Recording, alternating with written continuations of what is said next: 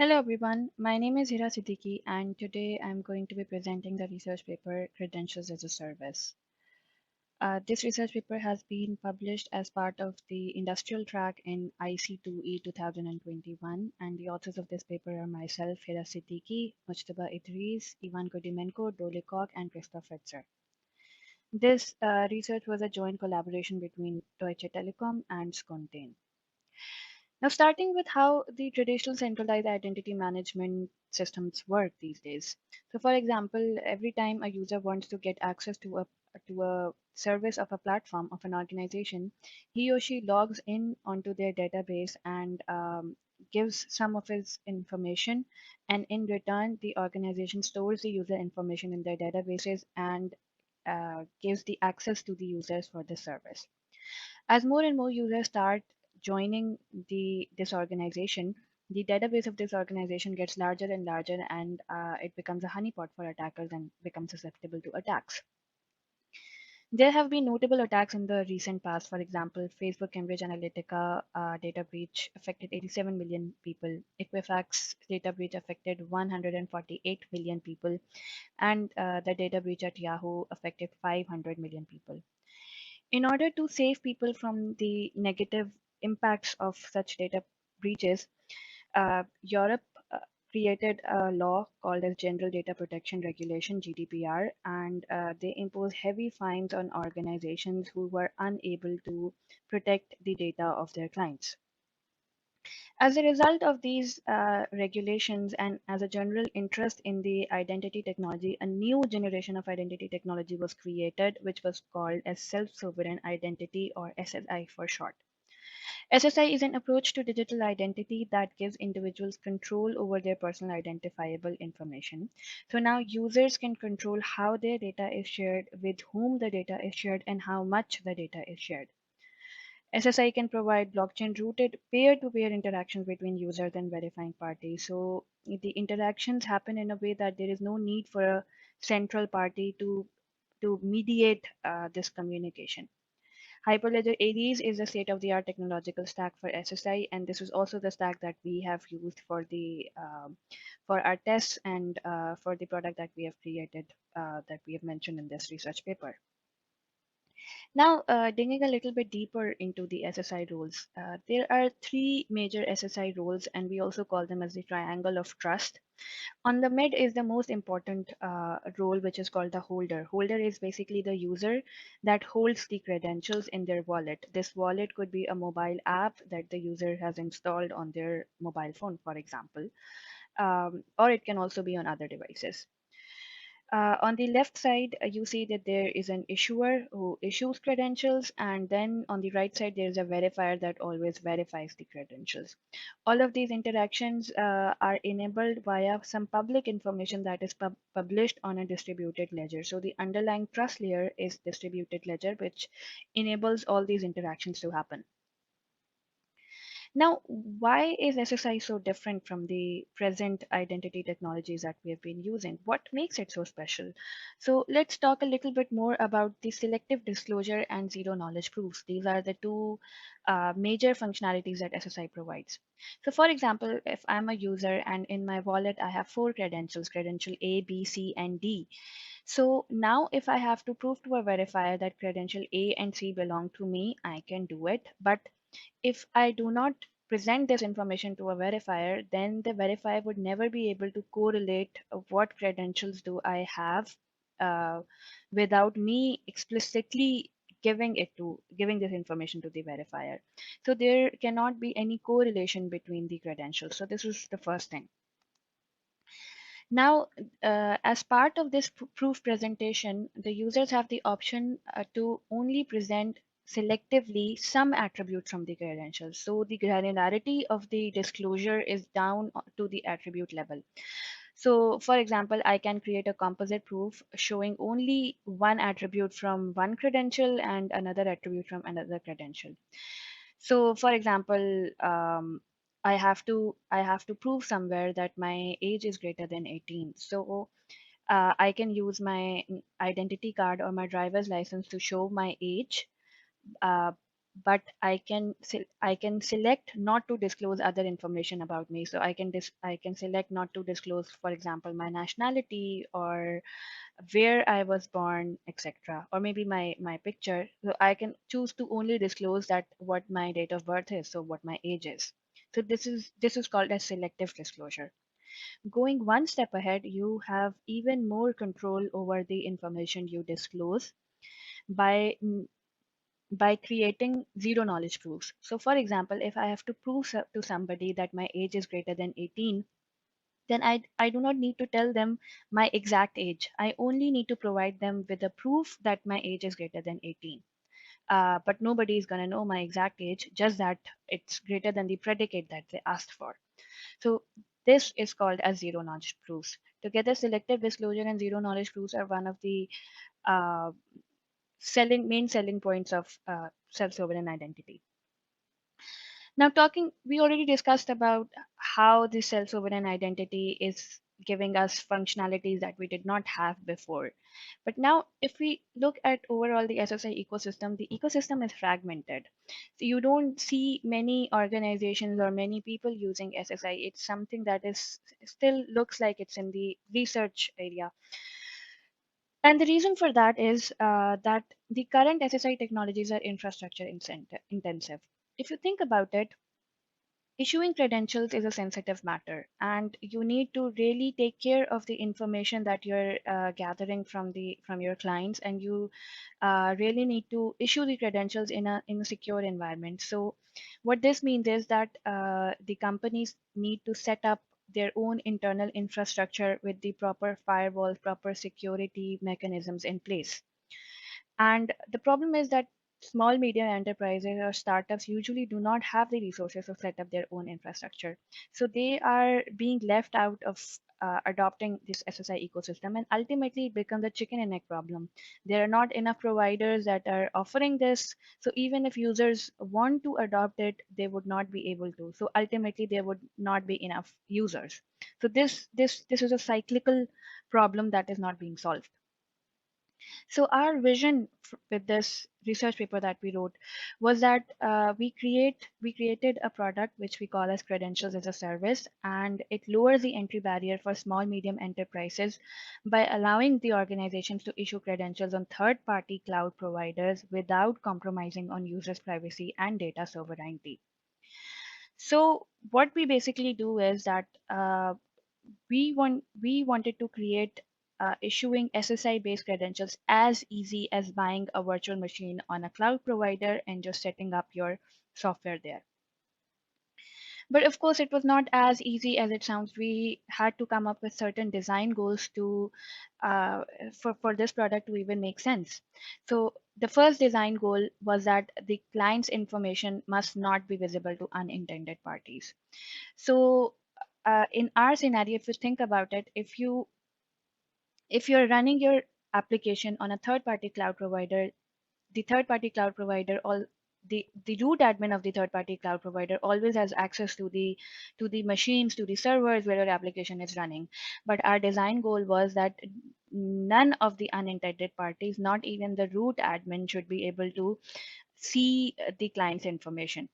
The second design goal that we had was that the functionality of our application, of our issuer application, cannot be changed. So somehow it is tracked. If anything in the code, in the configuration files, or in the libraries, in the operating system state is changed, uh, we get to know that. So that should also be handled. So these were the first two goals, and we made this possible through using trusted execution environments. We will talk about this in a couple of minutes. The next design goal was that the availability and non-repudiation of public information of the issuers is ensured. So uh, there is some public information that is needed for zero knowledge proofs to work, and we wanted to store this information in a data repository that is available and non-repudiable. And for this purpose, we figured out that blockchain would be the perfect candidate for storing such kind of information. So that is what we used. We'll talk about it in a couple of minutes. The next design goal was that the client's credential information must only be stored at the client side, that is in the user's app. and that the proof presentation can be done in a peer-to-peer fashion, utilizing the previously acquired credentials without involving issuers. So there is no need for the issuer to be involved when a user is presenting a proof to the verifier. And we did this using the Hyperledger AD's SSI stack. So talking about a little bit more about the trusted execution environments that I just mentioned. So a trusted execution environment is a secure area of your processor where your application runs in a secure manner. So any data that goes into or out of this secure enclave is encrypted, and nobody, not even the root admin, is able to get a hold of the information that is being processed inside this enclave. But one of the caveat of trusted execution environments is that you have to rewrite the code of your application to make it compatible with trusted execution environments. And in our case, we wanted to use the Hyperledger AD's SDKs, and rewriting them would have been problematic. So we figured out a way, and that was that we got in touch with this company, Secure Containers Environment Scone, and their product is that they enable legacy applications to run on trusted execution hardware without having to rewrite your code. So what we did was using their software, we ran the credential issuers inside the secure containers. And that is how we achieved our design goals of confidentiality and integrity of the client's data, of the code and configuration. They also have a service which they call as configuration attestation service, which ensures the integrity of enclaves. And they have some edit functionalities that ensure confidentiality of data encoded at rest, in execution, and in transit. And we also talked about making the public information of issuers as available and non-repudiable. And I mentioned a couple of slides ago that we use blockchain for this. So for people who are already aware with the Hyperledger AD stack, Hyperledger AD uses Plenum blockchain, which is a consortia blockchain. However, our vision for this credential as a service was that we wanted to bring the SSI ecosystem to the public domain. And for that, what we did was, one of the novelty of this research paper was that we shifted the SSI stack from Plenum blockchain to public Ethereum smart contracts. So every issuer public information is stored on the Ethereum smart contract. And because blockchain already provides availability, non-repudiation, and immutability, so this perfectly suited our needs. The example use case that we followed in this research paper was that, for example, there is a end user, a holder, and this end user first asks for a ID card from the government issuer, which is running inside a trusted execution environment, hence the lock here. And then this end user gets a transcript credential from the university issuer, which is also running inside a trusted execution environment. And then using these two credentials that the end user got, he presents a proof to the employer, which acts as a verifier. And the user creates a proof, and the verifier verifies this proof using the public information from the blockchain layer. Going a little bit deeper about how the system components are set up. So underneath we have the blockchain layer. Then we have the confidential compute layer. This would be on the third party cloud provider. So there would be there was a government issuer, and there we set up a university issuer. Both of these were running in trusted execution environments, and the hardware was Intel SGX hardware. So there were some trusted execution platform components beneath all of this as well. And the client and the verifier were running in normal devices, that is without trusted execution environments. Let's look a little bit deeper into how the issuer can be bootstrapped using our software. And the issuer would start with one of their trusted machines. And there, what they would do is that they would first encrypt the file system, and they would authenticate the dynamic libraries of the issuer code. So the file system and the dynamic libraries authentication is done. And then a session is uploaded to the configuration and attestation service of Scone. And then these encrypted folders are copied to the cloud provider. And then we start the initialization of the enclave. So we start to run this issuer. And when this issuer is initialized inside an enclave, the first thing that it does is that it contacts this configuration and attestation service, and it asks that what was uploaded in this session, is my state compatible with the state that the organization intended to be. And there they have some interaction based on the Mr. Enclave hashes of the operating system state. And if everything checks out, everything is fine, then issuer can boot up. If anything is not right, if any code file, any configuration file has changed, anything from the dynamic libraries has changed, then this issuer would not be able to start it. And then once it is started, then the first thing it does is that it creates all the schema related information. So it creates the information of what credentials would I be issuing to the users who come to me. And then the issuer uploads the data on the smart contract on the blockchain layer. So at this point, our issuer is up and ready for credential issuance. So now what happens if a client comes and tries to acquire a credential? What would the steps be for the client? So the first thing that client would do is that it would contact the blockchain layer, and it would fetch the issuer and credential information from blockchain. Then this client would attest CaaS. So the first thing it would do is that it would check whether the configuration and attestation service is running in the correct state. And once it is attested, then it would ask configuration and attestation service to get the session that was get the TLS certificate using the session name. So it would ask for some information that was uploaded previously as part of the session of the issuer. Once it gets the TLS certificate, then it establishes a secure TLS connection and gets the credential from the issuer. After that, once the client has the credential, then later on, if any verifier requests proof from the client can simply use the credentials that were acquired earlier and send the proof to the verifier. Once the verifier has the proof, then the verifier would fetch the issuer and credential information from blockchain. Then it would do some cryptographic checks whether everything checks out, and if everything is good, then verifier would would tell the client that okay, everything is good, now I can give you access to the service that I was offering. So this is the overall workflow of how credentials as a service works.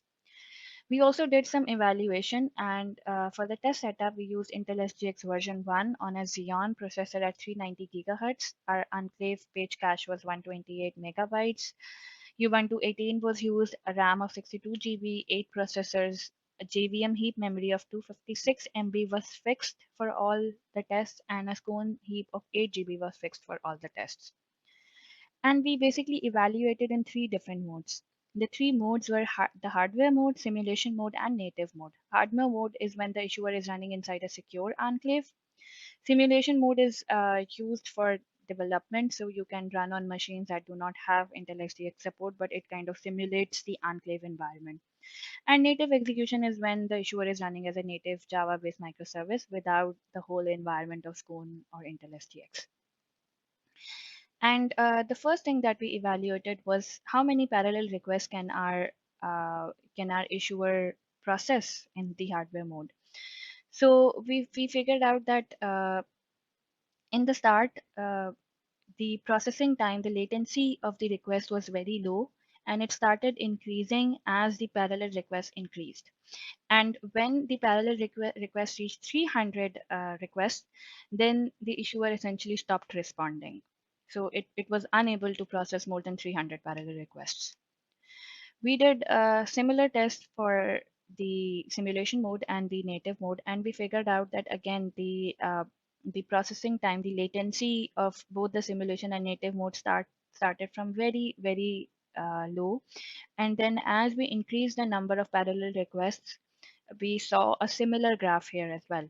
But there was just one difference that the in simulation mode, it was able to handle 15,000 parallel requests, but after that it stopped responding. And in native mode, it was able to handle 30,000 parallel requests, but after that it stopped responding. So we dug a little bit deeper into it, that why were we seeing this behavior essentially. And we figured out that the bottleneck is JVM heap. And whenever the JVM heap reaches 80%, the issuer stops responding. And the reason for this was that we wrote our issuers in Java language, which is known to be memory intensive. As as the future work and as an improvement in the future, we intend to move these issuers to Rust-based programming language and move to SGX version 2. And the, and we predict that this would largely improve the problems that we are seeing right now. Overall, we've figured out that running an issuer in hardware mode is 3 times lower than native mode. So there is no free lunch, and we have to we so the issuer in hardware mode is slower than native mode, and to enhance the security, we have to compromise a little bit for the on the latency. Now, just concluding the presentation, just wanted to go over the main concepts again. So the conclusion is that the SSI ecosystem is fragmented, as the needs of credential issuing organizations have largely been ignored. We created CaaS because we wanted to improve the adoption of the SSI ecosystem, and we created it as a cloud service so that organizations are able to issue credentials on third-party cloud providers. To make this possible, we combined 3 technologies, namely Hyperledger ADs, Ethereum blockchain, and Scone trusted execution environments. And we believe that CaaS is an empowering system, and it upholds high moral standards, and this can really pave the way for a society that is discriminationless and is operating on the principles of equality. Thank you.